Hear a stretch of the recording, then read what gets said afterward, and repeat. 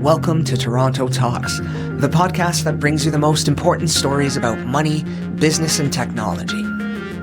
Whether you're an entrepreneur, a tech enthusiast, or just looking to stay ahead of the curve, we dive deep into the latest in finance, innovation, and industry.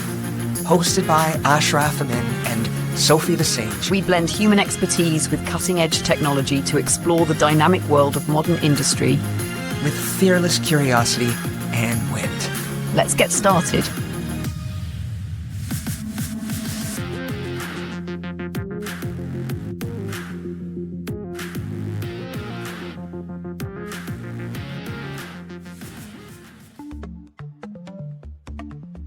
There's a quiet revolution happening every morning between time zones.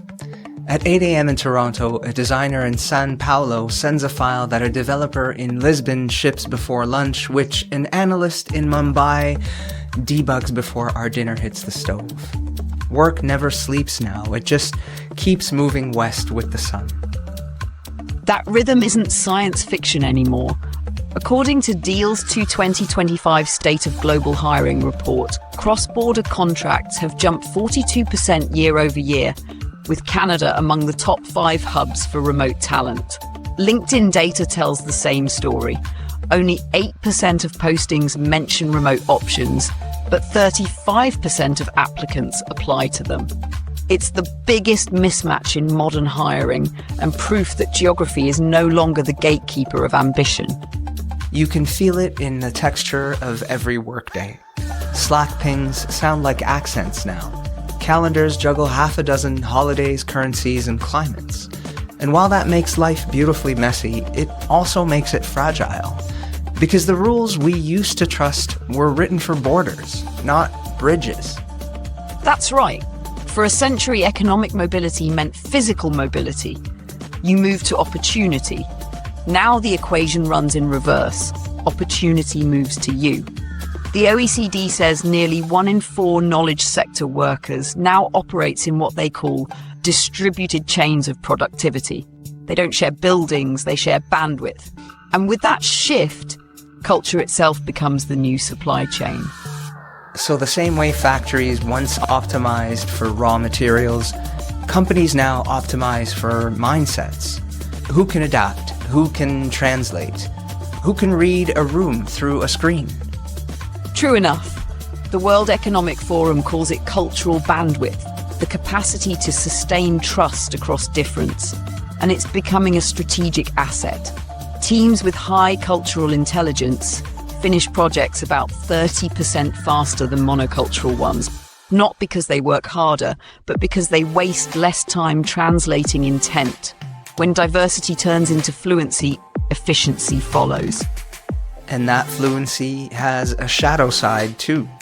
If everyone's working everywhere, who belongs anywhere? A lot of people I talk to say that the future feels rootless, like we're all guests in each other's time zones. That rootlessness is real. Hybrid data from the OECD shows 37% of workers never go remote, 23% work 1 or 2 days a week from home, and the rest floats somewhere in between. The psychological center of work has gone nomadic.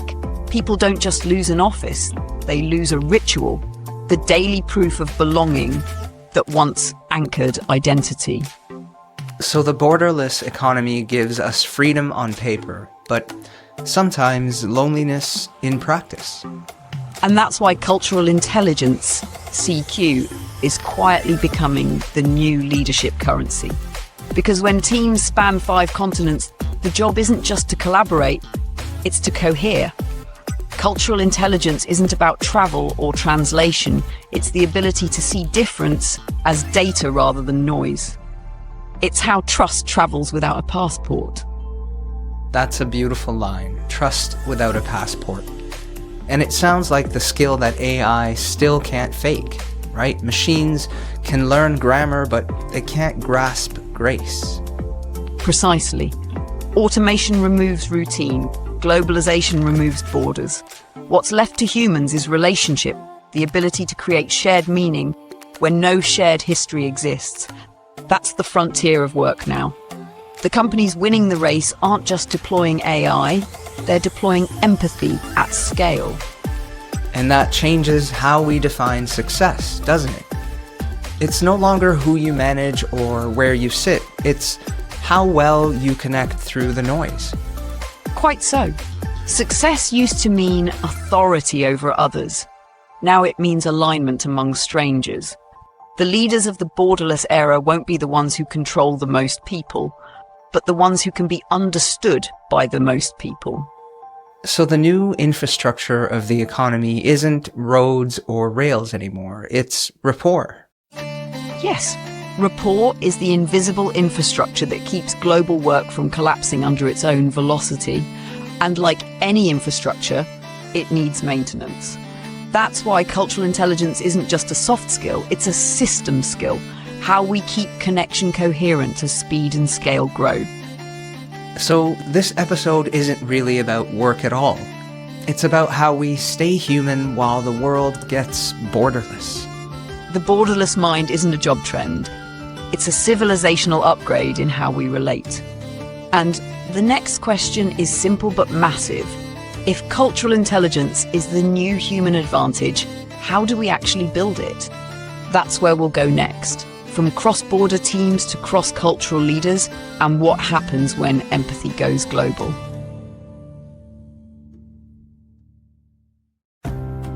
When we talk about globalization, it's usually in the language of markets, trade routes, supply chains, capital flows, but this new borderless era isn't powered by cargo. It's powered by conversations. Every message across time zone is a microtransaction of trust, and the exchange rate keeps changing. Right. Deals data shows international collaboration up more than 40% year over year. But cultural misalignment remains the top reason remote projects fail. In other words, bandwidth is cheap, understanding is expensive. And in 2025, trust has become the scarcest global currency.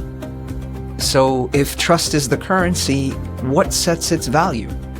Is it empathy, exposure, or just the patience to decode tone through text? All of the above, plus curiosity. Because every cross-border team runs on two languages, words and assumptions. The best leaders don't just translate speech, they translate silence. They know when yes means agreement and when it really means I hear you but disagree. That's cultural intelligence in motion. The fluency to interpret intention without losing respect. You know, Sophie, when you call trust a currency, it makes me think about how uneven that exchange rate can be. Some leaders generate it almost by breathing. Others burn through it in a single meeting. We measure everything, KPIs, throughput, revenue, but I've never seen a balance sheet that lists empathy as an asset. And yet, it might be the one thing keeping global teams from fracturing. So how do we measure something that soft when the world runs on metrics? The funny thing is, we're already starting to do so. A 2025 Harvard Business Review study tracked hundreds of distributed teams across 15 countries and found a direct link between empathy and ROI. Teams that rated their leaders as highly empathetic delivered nearly 50% higher retention and faster project turnaround. It's not mysticism, it's managerial physics. When people feel seen, they share friction sooner, and friction shared early costs less to fix. Shopify proved it with its listening labs, where engineers simply watched how colleagues in other regions worked before offering feedback. Bug rates fell, trust rose. Microsoft took the same idea global, replacing check-ins with check understandings. One small shift, what am I missing about how you work? And collaboration scores doubled. So yes, empathy now has a financial return. Efficiency scales output, empathy scales participation. And participation is the real multiplier in a borderless world. That's wild. Trust throughput. I love that. But even with all that empathy, one bad message thread can undo a week of goodwill, right? A single emoji lands wrong, a period looks curt, and suddenly half a continent's wondering if someone's mad. Are we really that fragile, or has digital life just rewritten the emotional grammar of work? A little of both. The Grammarly Business Report 2025 found 60% of global managers cite misread tone as their biggest friction. Even punctuation is cultural. A period feels polite in Berlin and passive-aggressive in Toronto. The MIT Media Lab calls it asynchronous empathy, learning to stay kind when silence replaces body language. Smart teams now annotate intent, adding a quick no rush, just context to calm the static.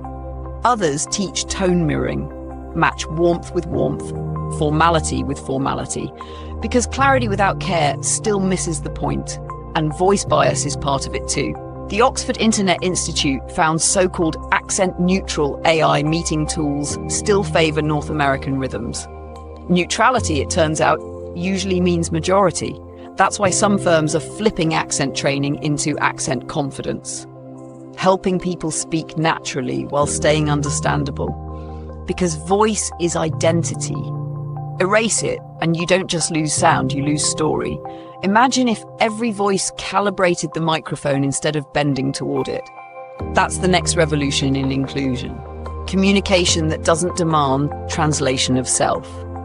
That really lands, because we've learned how to talk across time zones, but not how to feel across them. Half the people I know say they've never been more connected and never felt more alone. Hybrid work gave us freedom, but scattered our sense of home. Gallup says more than half of hybrid workers feel detached from their company culture. And I get it. When every meeting's a rectangle on your screen, belonging starts to feel optional. So, can you actually have a culture without a place? You can, but you have to choreograph it. Belonging used to be spatial. Now it's narrative. It's the story a group tells about why it exists and how each person keeps that story alive. Physical presence once did that work for us. The shared kitchen, the Friday chatter. When that vanishes, you need rhythm instead of routine. Canva figured this out early. Their global town halls feel like cultural festivals, local music, humor, even food streamed from cafes and homes. It's part meeting, part celebration of difference. And it works because it replaces place with participation. But remote life brings identity drift. When your office is everywhere, your sense of self floats too. Healthy teams build anchors, rituals that make presence visible, a recurring emoji thread, a virtual coffee, a 2-minute gratitude roll at the end of sprints. They're tiny, but they tell people you're still seen. Because in hybrid life, belonging isn't a location. It's a signal. And culture isn't what happens when people gather. It's what keeps them gathering. That's such a powerful line, belonging as a signal. And it makes me think about how fast we're trying to certify that signal. Like, everywhere I look, someone's adding CQ level 2 to their resume, like it's a belt color in empathy. I get the intent, but can we really grade cultural fluency, or are we just turning awareness into another badge? That's the paradox of progress. The Society for Human Resource Management and LinkedIn Learning both report CQ course enrollment up more than 70% this year. Companies want proof they're preparing leaders for borderless teams, and metrics help make the visible visible. But empathy performed for points turns into theatre. You can't audit sincerity. The best programs now focus on experience, not exams. Immersive empathy labs where leaders spend 2 days working inside teams that mirror their client base. No PowerPoints, just practice. Retention climbs, conflict drops, and humility becomes habit. So maybe the answer isn't to quantify cultural intelligence, but to qualify it, asking again and again what it feels like in practice. Because if empathy ever becomes another compliance checkbox, we'll lose the soul it was meant to protect. Every generation invents a new way to measure competence. For ours, it isn't IQ or EQ alone. It's CQ, the capacity to make difference work like gravity, pulling people together instead of apart. And that's what makes this borderless shift so profound. Cultural intelligence isn't political correctness rebranded. It's operational awareness for a connected civilization. It tells us how to build profit without losing perspective and speed without losing soul. Because when connection becomes currency, empathy becomes infrastructure. And the leaders who understand that aren't just running companies, they're shaping how the world cooperates. Well put. Up next, we'll meet one of those leaders, someone who's lived this transformation from the inside out. In segment 3, we sit down with Murali Loganathan to explore what global collaboration really looks like when culture stops being a challenge and starts becoming a superpower. This episode of Toronto Talks is brought to you by Fitzrovia, the rental revolution redefining how Toronto lives. Known for its design-led communities and hospitality-inspired service, Fitzrovia is setting a new standard for modern rental living. Elm Ledbury brings that same refined experience to the heart of downtown, just minutes away from Toronto's financial district. It's a place built for balance. Designed for those who power the markets by day and seek harmony by night, Elm Ledbury is where luxury meets livability. Step into beautifully crafted suites, unwind in the Sky Lounge or share a meal downstairs at Tendy. From rooftop pools to a full basketball court, every amenity restores comfort, community and calm to your routine. Discover more and explore Fitzrovia's communities at elmledbury.ca, where home meets hospitality.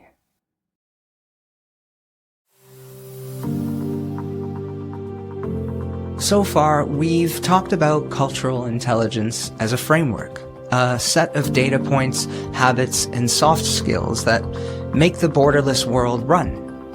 But behind every chart is a person learning to navigate real tensions between empathy and efficiency, heritage and innovation, identity and inclusion. And that's where lived experience becomes the real classroom. That's right, because you can't download cultural fluency, you have to live it. And few people embody that balance better than our next guest. Murali Loganathan has led multicultural teams across 3 continents, bridging engineering precision with human insight. His journey from Sri Lanka to Silicon Valley and now Toronto reads like a map of modern leadership itself. He's seen what happens when global collaboration stops being theory and becomes Tuesday morning. So let's dive into what happens when cultural intelligence moves off the page and into the pressure cooker of real business. Because that's where the concept becomes character, where inclusion isn't a policy, it's a practice lived in real time. And Murali's story reminds us that the borderless mind isn't built in meetings, it's built in moments of translation, trust, and choice. Murali, thank you so much for coming on the show. We're so glad to have you on as our first official guest on Toronto Talks, and we're super excited to dive into the discussion. So let's get started. Murali, you've worked across numerous countries and time zones. What would you say is the biggest misconception people generally have about cross-cultural teams? Yeah, thank you, Ashraf, and Sophie. Thank you so much for being on the podcast today. This is a great opportunity to connect with you and your audience. Yes, I've had the wonderful pleasure of working in many different countries, and also at the moment we're in Kenya, India, the UAE, Canada. We also do some work in the US. So it's interesting. People focus on this kind of Western way of thinking about business. And I think folks have really identified it in the past as the gold standard of the way in which business is conducted globally. And as you see businesses rise in the so-called, the eastern part of the world, you see that there are some tremendous things that are happening in these parts of the world that are a little bit different from the business models or business practices of the West. And what I'm talking about is certain strategies, certain ways of thinking about a market that you're entering. How do you deliver a product? And so coming back to some of the misconceptions, I think the main one is the way that we think that Western thinking is the only thinking, I think is a huge misconception. So as we come together as a globally diverse team, we really want to, for sure, have some guidelines in terms of values of our organization, in terms of standard operating procedures. These are benchmarks, but also be open to the diverse perspectives that are going to really help us scale our business globally. And I think there's a lot of misconceptions that at the start we don't do that. But if we start with that kind of openness, I think your scalability in terms of global business is accelerates, and I think it's more nuanced. And if we again go back to this only Western thinking, I think it makes it more challenging to get to a global solution. What you're describing, Murali, is what McKinsey's 2025 Leadership Futures report calls context switching, the ability to shift mental models as easily as time zones. High-performing global leaders don't just adapt their schedule, they adapt their sense of what professionalism even means. Some cultures lead with precision, others with presence. Some build trust through speed, others through sequence. And the real intelligence isn't choosing one, it's learning how to read which one the moment requires. That's the first layer of cultural intelligence, knowing that values aren't contradictions, they're settings. And great leaders learn how to change settings without losing themselves. That's such a great point. It really shows how alignment isn't automatic just because the goal is shared. So how do you keep performance aligned when people define success differently? Yeah, I think, as an organization, you really have to have these deeper discussions. How do we connect? How do we communicate? A big word for us in 2026 in my organization is collaboration. How are we collaborating? Not just talking to each other, but working together towards a common goal.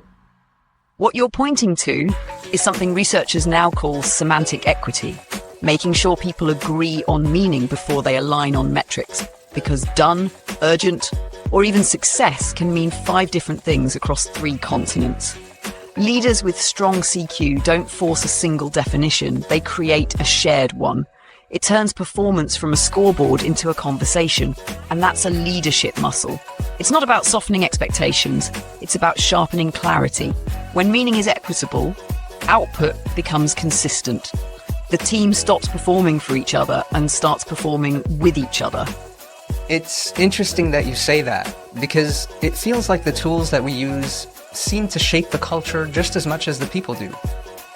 Given that technology is now mediating so much of our communication, what would you say has changed the most since AI entered the mix? Are the tools helping bridge cultures or deepening divides?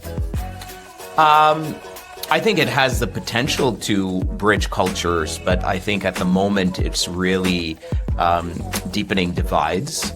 I think, when we think about our own organization or even organizations we're working with, a lot of people are jumping into these AI resources to, especially in the entrepreneurial world for me, a lot of friends are thinking about how do I reduce less staff and bring in more AI.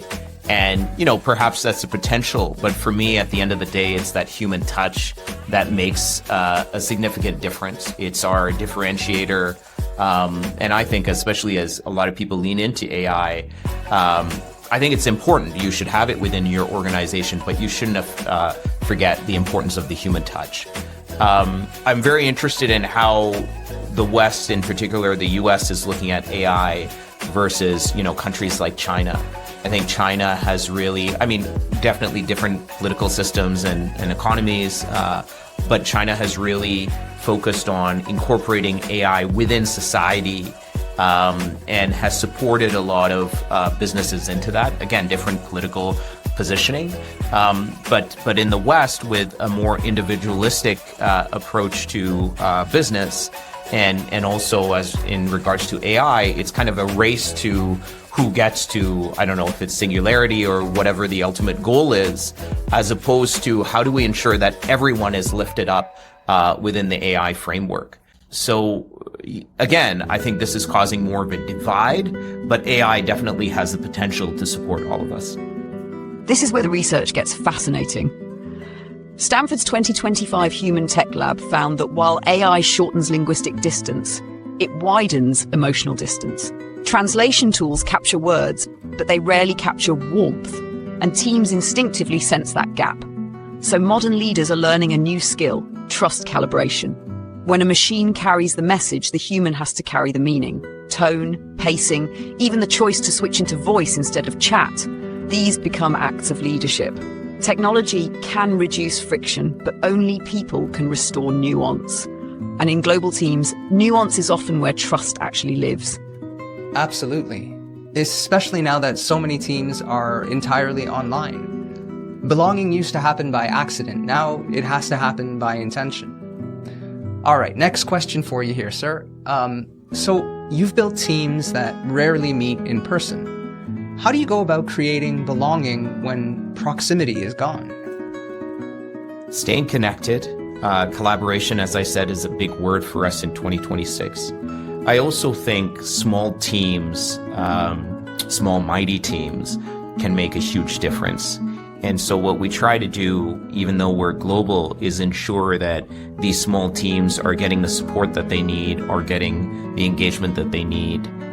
That's really critical. So as we think about organizations, our team members in different countries, how are they able to connect locally on a consistent basis, and stay connected to our values?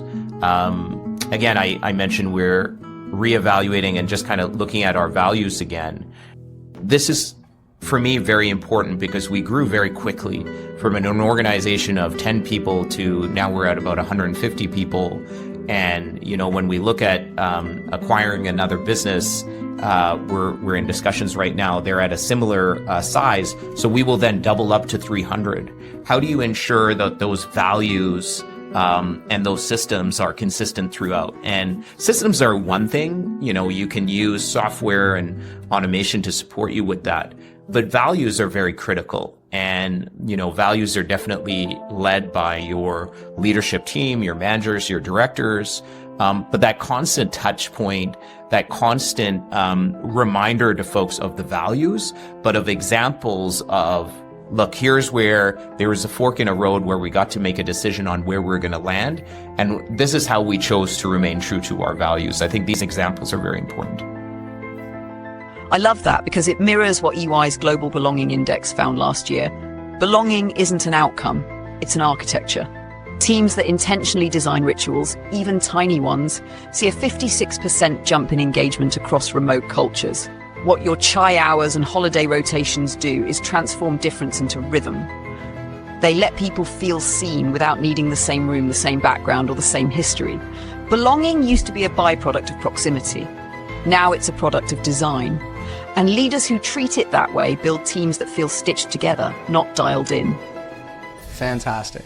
All right. Murali, we've got one last question for you here. And again, thank you so much for taking the time to come on the show. It's been a blast. If you could give one piece of advice to leaders building global teams today, what would it be? I think the first thing I would say is when we talk about leaders, taking a step back before I address the main question, but when we talk about leaders, I think a lot of people think about entrepreneurs. But leaders, there's so many different leaders in nonprofits. You're also a leader within your organization. So for me, I think we are really starved for leaders in the world today. I think there is a lot of opportunity for individuals to show leadership, and we need you. There's this, I'm going to steal from some great philosopher who said it. I don't know who it was, but the philosopher was asked, what are some words of wisdom that could carry throughout the test of time? And the philosopher said, this too shall pass. And I think that's really powerful. I think about that a lot. That means, when you're in a challenging time as a leader, knowing that this too shall pass is helpful. Also, when you're in the good times, knowing that this too shall pass is also important to recognize, hey, how am I prepared for these moments? So, we should celebrate, not too much, and we should be concerned, but not too much. We should, enjoy the ride, take care of our teams, take care of our families, and remind ourselves that this too shall pass. That's such a profound way to frame it. Slowing down isn't inefficiency, it's alignment. In fast borderless teams, speed creates output, but pauses create understanding, and understanding is what scales. The research backs you. Teams that deliberately insert interpretive pauses, a moment to check assumption, intent, or tone, see dramatically fewer cross-cultural conflicts. It's not about going slower everywhere, it's about going slower where meaning forms. Because trust doesn't accumulate through velocity, it accumulates through clarity. And without trust, global collaboration isn't collaboration, it's just coordination. Every era of globalization starts with logistics and ends with language. What once connected points now connects people, and every person becomes their own bridge. That's what Murali's story shows so beautifully. Cultural intelligence isn't about erasing difference, it's about orchestrating it. It's the art of tuning 1,000 frequencies until they form harmony instead of noise. And that harmony doesn't happen by accident, it happens by design.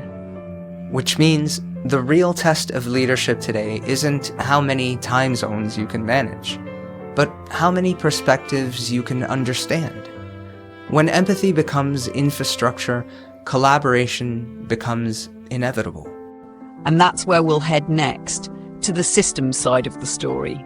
Segment 4 looks at how governments, cities, and organizations are trying to build cultural intelligence into their policies and platforms, turning connection from a personal skill into a public standard. We've spent most of this episode talking about people, how they think, relate, and adapt across borders. But systems have personalities too. Every institution, every city, every platform carries an emotional architecture, a set of defaults about who belongs and who adjusts. And right now, those defaults are being rewritten. The borderless economy exposed a design flaw. Our systems were built for sameness, not speed. When diversity became the new constant, the old frameworks for fairness started to crack. From immigration policy to hiring software, we're realizing that inclusion isn't a social add-on, it's an operational necessity. So how do we build systems that don't just scale, but also feel? Systems that carry empathy in their code. That's the challenge of our generation. Because culture doesn't digitize neatly, it leaks through every interface. Governments, schools, and corporations are all racing to code humanity back into scale. You know, Soph, when you talk about empathy as infrastructure, it makes me wonder, what would that actually look like in policy form? Because governments still measure success in GDPs and headcounts, not harmony. Is anyone actually trying to take cultural intelligence into legislation? Or is that still a conference slogan? It's already happening, quietly. The OECD 2025 Policy Futures Report shows more than a dozen member nations testing CQ metrics inside immigration and education frameworks. They're not measuring niceness, they're measuring adaptability. Who thrives in mixed culture classrooms? Which industries integrate foreign talent fastest? Canada's Digital Charter Implementation Act pilot even funds ethics boards that review cross-cultural AI applications before rollout. It's empathy as compliance, powerful but risky, because the minute you legislate virtue, you risk turning humanity into paperwork.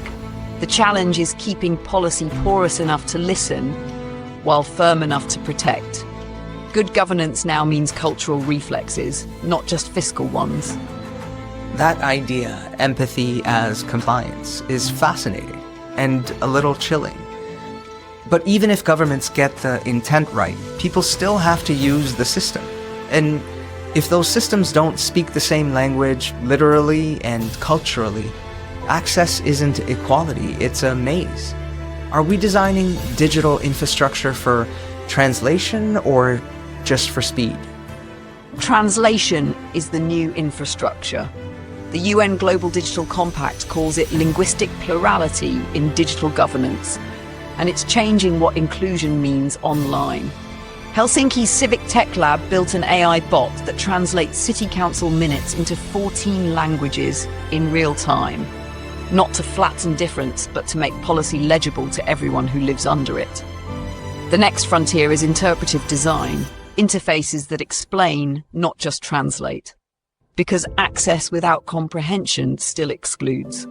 Every citizen dashboard, every public service app now carries an ethical choice. Whose meaning do we prioritize when we simplify? That's what separates transparency from tokenism. And that same question applies inside boardrooms. I keep hearing about companies doing CQ audits.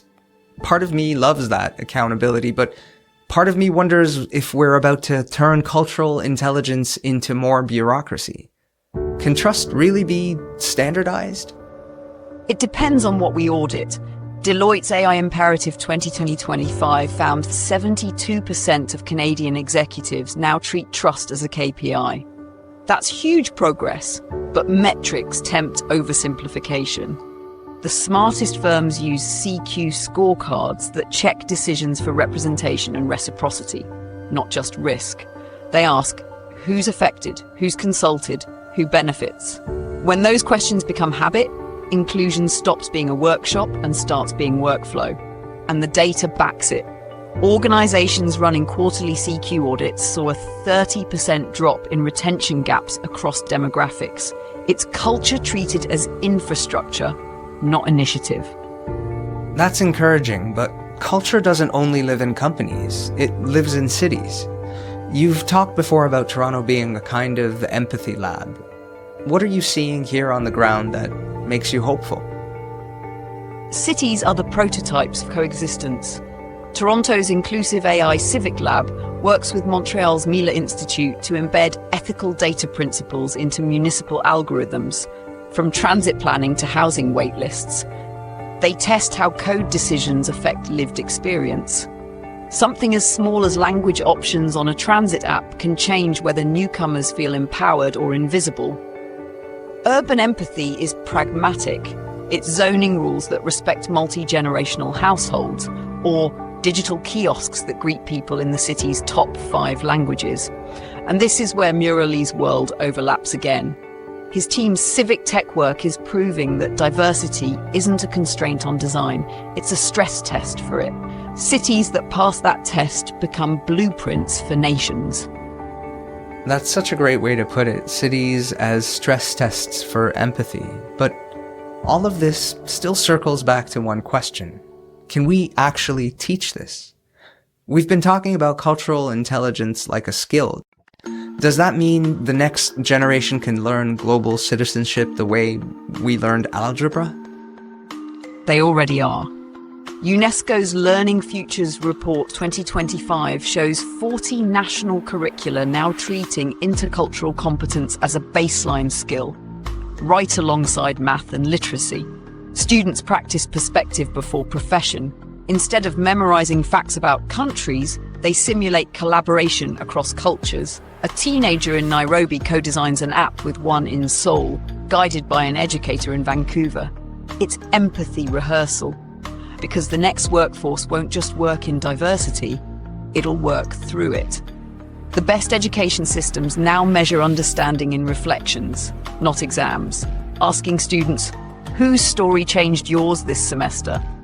That's how we train citizens for a borderless world, not by teaching tolerance, but by normalizing translation as a daily act of respect. Every system starts as a story about what people deserve. For a century, those stories were within the language of efficiency, faster, cheaper, repeatable. Now they're being rewritten in the language of dignity, Fairness is no longer a policy objective. It's a performance metric. That's the pivot from machinery to meaning. When we design systems that can listen as well as calculate, empathy becomes a civic technology. And you can see that evolution everywhere, in classrooms teaching global competence, in companies running CQ audits, in cities designing for inclusion as rigorously as they once designed for speed. It's progress with a pulse, because the future won't just belong to the nations that innovate fastest, but to those that integrate deepest. The ones whose systems remember that numbers are only noble when they serve names. Beautifully said. And that brings us to our final act, the human one. Segment 5 looks at what this borderless age is really doing to us. How we hold identity, trust, and belonging when everything familiar becomes fluid. It's where globalization meets the soul. This episode of Toronto Talks is brought to you by Conquest Distributors, your trusted source for shipping, packaging, and warehouse supplies. For nearly 20 years, they've helped Canadian businesses thrive with fast, reliable service and a commitment to integrity and efficiency. Getting the products you need when you need them has never been easier. Now, let's talk about something real. With the latest round of tariffs coming from south of the border, supporting Canadian manufacturers and supply vendors isn't just good for business, it's good for Canada. So why keep funneling money to US giants like Uline when you can get the same or better quality products right here at home? When you choose Conquest Distributors, you're not just getting top-tier packaging, shipping, and warehouse essentials at competitive prices. You're investing in local businesses, strengthening Canadian supply chains, and keeping economic power here at home where it belongs. With fast, reliable fulfillment, an easy-to-use online store, and a team that genuinely cares about your success, Conquest Distributors proves that Canadian businesses can compete and win on quality and service. And now, to make it even easier, Toronto Talks listeners get to enjoy 15% off their first online order with promo code TALK15. Head on over to conquestdistributors.ca and see for yourself. That's conquestdistributors.ca, your trusted business supply partners. Now, back to the show. Every revolution leaves us with maps that no longer fit the terrain. Borders blur, languages mix, identities splice, and suddenly the coordinates of certainty disappear. The borderless world isn't a place on Earth, it's a condition of being. We used to navigate by rationality, now we navigate by nuance. And that's the quiet miracle of this moment.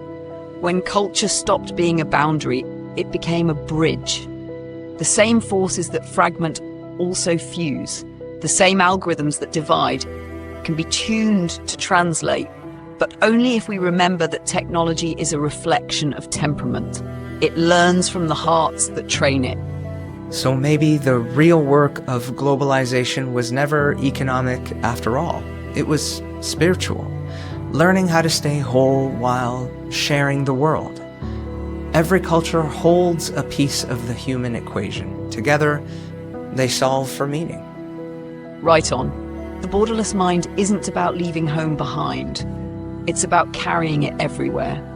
It's knowing that identity can stretch without tearing, that empathy can travel at the speed of light, and that belonging doesn't need an address to be real. Because connection isn't a strategy anymore. It's survival. And that brings us full circle. The same tool that once threatened to homogenize us might just teach us how to harmonize instead. Cultural intelligence isn't a skill set, it's a shared promise. That in understanding one another, we keep civilization coherent. Because the future of work, of nations, of humanity itself depends on one question. Can we build systems smart enough to connect and hearts wise enough to care? That's the only algorithm worth perfecting. That's it for the show. Like and subscribe wherever you get your podcasts, and reach out to us anytime at talk@torontotalks.ca. We'll see you right here next time on Toronto Talks, where big ideas come to life And curiosity never sleeps.